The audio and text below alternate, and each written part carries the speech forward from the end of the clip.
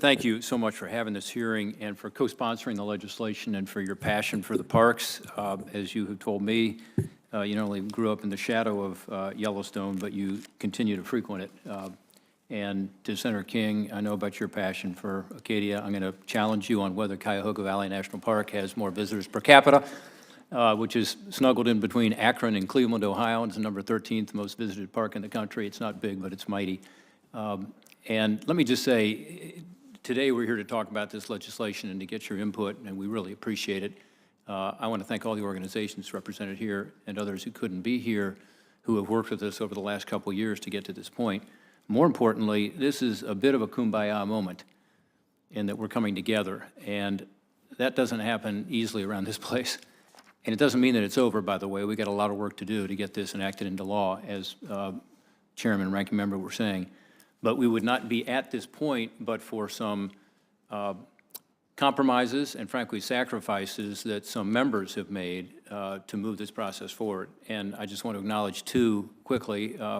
One is Senator Alexander, who introduced legislation with Senator King that the administration was supportive of and has been willing to work with us to come up with, again, this legislation that I think meets the needs that Senator Warner and I had laid out over the last couple of years, but does so in a way we believe the administration will be able to support.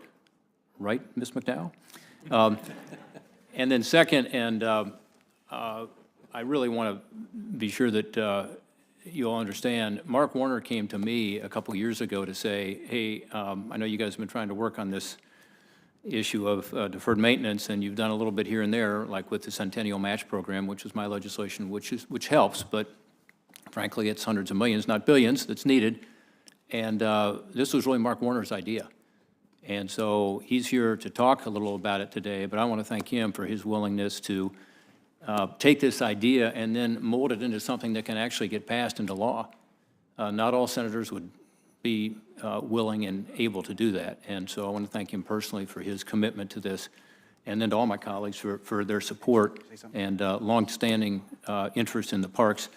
There is nothing more important to our natural legacy than keeping these parks in pristine, good condition, and that's our problem. You know, we do like to expand the parks. We do like to add more responsibilities to the parks. We're not very good at dealing with the infrastructure needs of the parks, and in my own state of Ohio, we have about a $100 million backlog, although we are not as big as some of you in terms of our parks.